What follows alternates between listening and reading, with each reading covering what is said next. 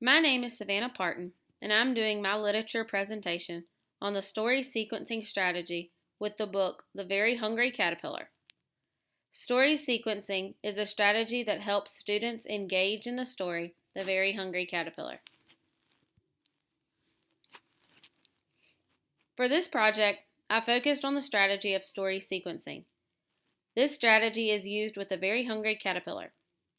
The focus of the strategy is to be used with kindergarten in language arts while assessing the language arts standard number 2 with prompting and support, retell familiar stories including key details.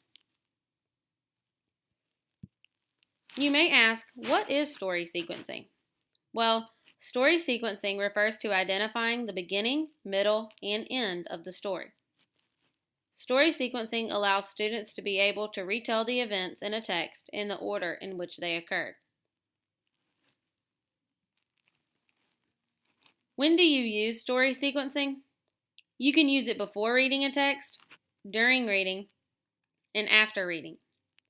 Before reading, it is important to activate prior knowledge. During reading, it keeps students involved in the text and continues to throw in reminders of what part of the story you are at.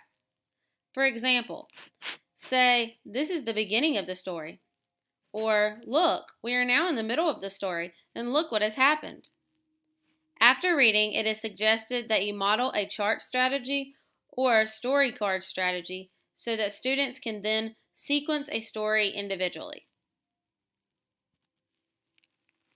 Story sequencing may be used individually, whole group, or small groups. There is not a specific group to teach sequencing to.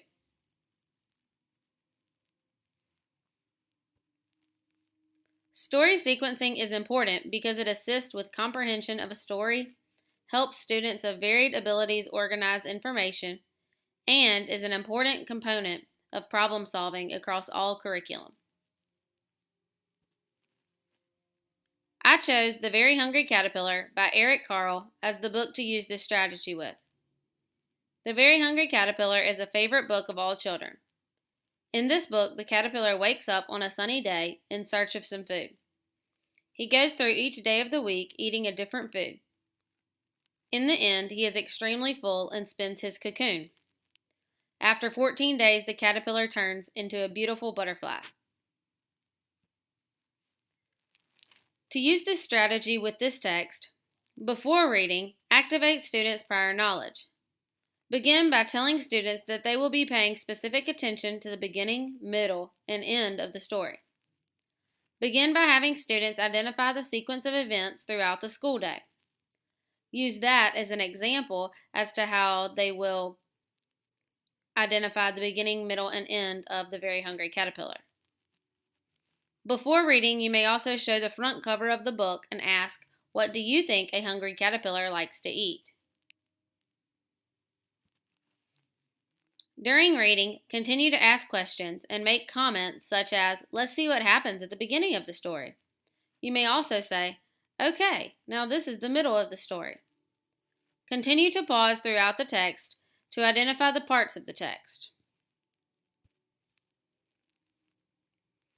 After reading, model story sequencing for the students.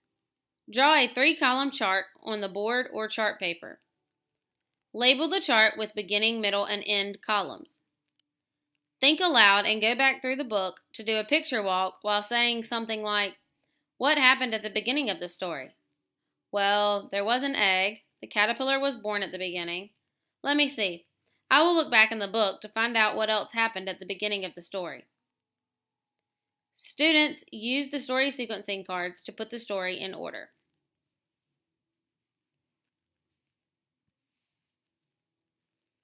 Allow students to use the story sequencing cards to work in groups or individually to put the story in order. This will allow students to comprehend the story as well as understand the strategy of story sequencing.